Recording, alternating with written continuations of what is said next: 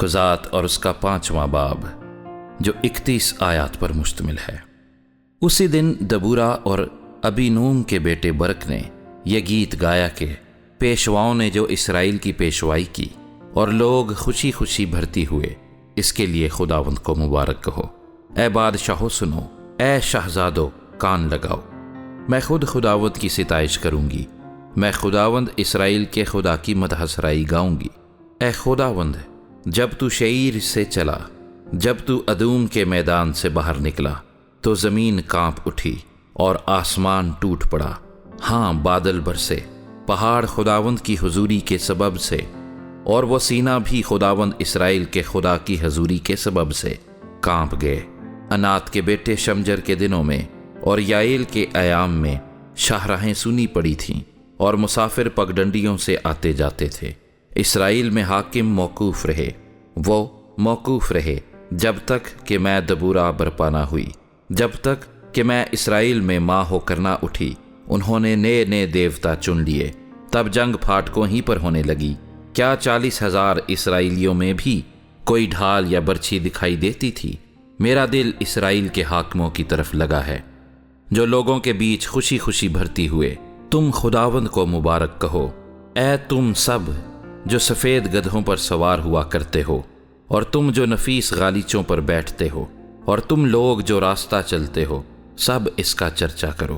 تیر اندازوں کے شور سے دور پنگھٹوں میں وہ خداوند کے صادق کاموں کا، یعنی اس کی حکومت کے ان صادق کاموں کا جو اسرائیل میں ہوئے ذکر کریں گے۔ اس وقت خداوند کے لوگ اتر اتر کر پھاٹکوں پر گئے۔ جاگ جاگ اے دبورا، جاگ جاگ اور گیت گا۔ اٹھ اے برق اور اپنے اسیروں کو باندھ لے جا، اے ابی نوم کے بیٹے۔ اس وقت تھوڑے سے رئیس اور لوگ اتر آئے۔ خداوند میری طرف سے زبردستوں کے مقابلے کے لیے آیا۔ افرائیم میں سے وہ لوگ آئے جن کی جڑ امالیک میں ہے۔ تیرے پیچھے پیچھے اے بنیامین، تیرے لوگوں کے درمیان مکیر میں سے حاکم اتر کر آئے، اور زبولون میں سے وہ لوگ آئے جو سپہ سالار کا عصا لیے رہتے ہیں، اور اشکار کے سردار دبورا کے ساتھ ساتھ تھے۔ جیسا اشکار ویسا ہی برق تھا، وہ لوگ اس کے ہمراہ جھپٹ کر وادی میں گئے۔ روبن کی ندیوں کے پاس بڑے بڑے ارادے دل میں ٹھانے گئے۔ تو ان سیٹیوں کو سننے کے لیے جو بھیڑ بکریوں کے لیے بجاتے ہیں، بھیڑ سالوں کے بیچ کیوں بیٹھا رہا؟ روبن کی ندیوں کے پاس دلوں میں بڑا تردد تھا۔ جلاد یردن کے پار رہا، اور دان کشتیوں میں کیوں رہ گیا؟ آشر سمندر کے بندر کے پاس بیٹھا ہی رہا اور اپنی کھاڑیوں کے آس پاس جم گیا۔ زبولون اپنی جان پر کھیلنے والے لوگ تھے، اور نفتالی بھی ملک کے اونچے اونچے مقاموں پر ایسا ہی نکلا۔ بادشاہ آ کر لڑے، تب کنعان کے بادشاہ تاناک میں مجدد کے چشموں کے پاس لڑے، پر ان کو کچھ روپے حاصل نہ ہوئے۔ آسمان کی طرف سے بھی لڑائی ہوئی، بلکہ ستارے بھی اپنی اپنی منزل میں سیسرا سے لڑے۔ کیسون ندی ان کو بہا لے گئی، یعنی وہی پرانی ندی جو کیسون ندی ہے۔ اے میری جان، تو زوروں میں چل، ان کے کودنے، ان زبردست گھوڑوں کے کودنے کے سبب سے سموں کی ٹاپ کی آواز ہونے لگی۔ خداوند کے فرشتے نے کہا کہ تم میروز پر لعنت کرو، اس کے باشندوں پر سخت لعنت کرو، کیونکہ وہ خداوند کی کمک کو زوراوروں کے مقابل خداوند کی کمک کو نہ آئے۔